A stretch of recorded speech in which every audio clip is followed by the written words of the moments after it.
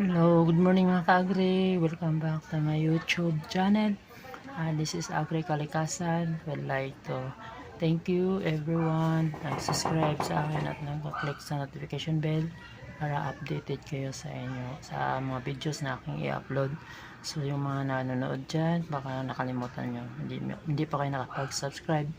Subscribes na para updated kayo sa aking mga videos. Thank you din sa mga nag-follow sa aking video, sa aking mga content.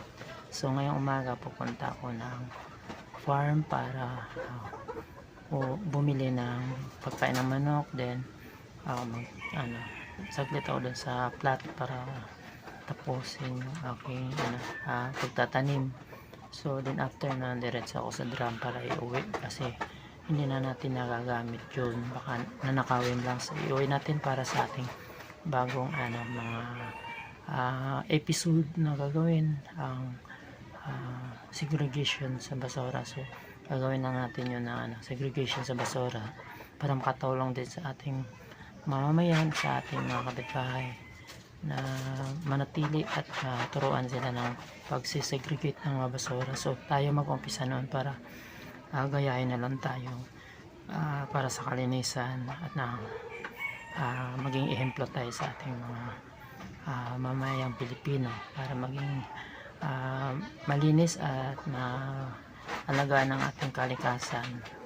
So tara na, punta na ako sa farm. Samahan niyo ako.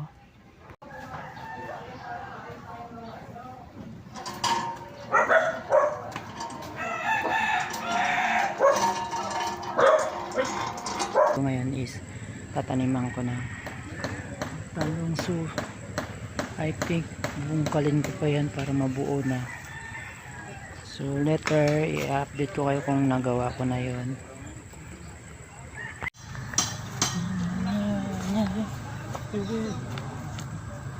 Suddenly I found you.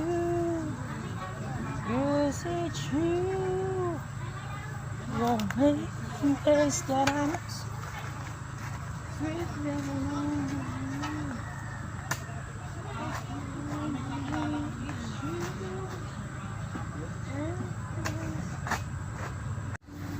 Alright, so okay. Matapos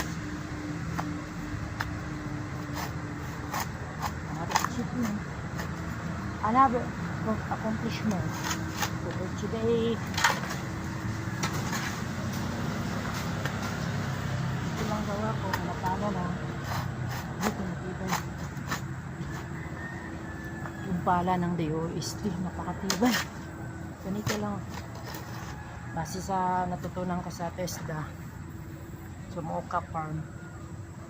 Ganito ginagawa namin mga plot. So ngayon apply namin ang mga kaalaman na hindi kami napapagod kasi ganito lang, natakpan lang natin yung plot, yung buka dito para yung damo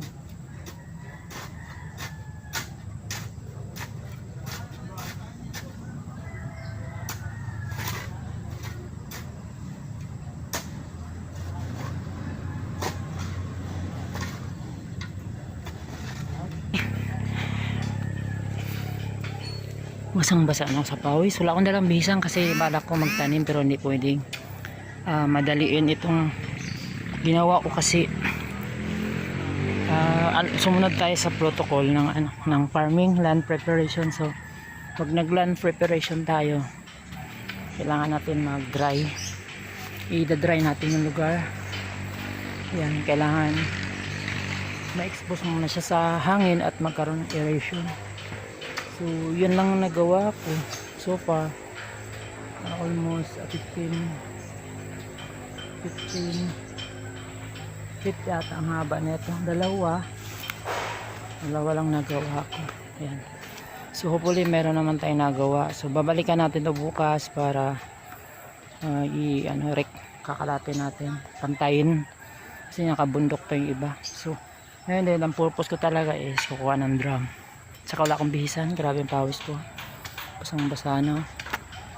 Sa bahay na ako magpapalit ng damit. So that's all, punta tayo sa ating drum para iuwi dahil hindi naman nagagamit. Gawin natin siyang garbage magkaroon tayo ng segregation.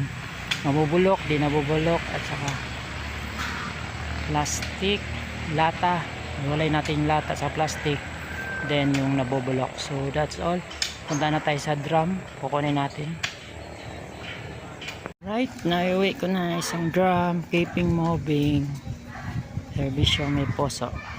Consyaldo de Canlas ang sponsor. Nagbigay po ng drum doon sa ANFA.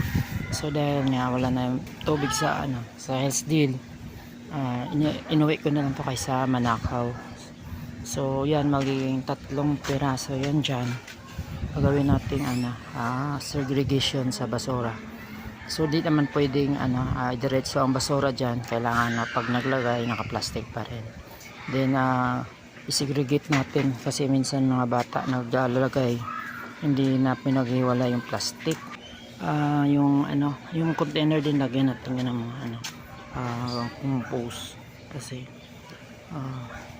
kung sira na yan, gawin lang natin ng compost. Then bukas kukunin ko ulit yung isa, tapos dalawa, yung 3 yan. So yan po, dyan lang muna ako.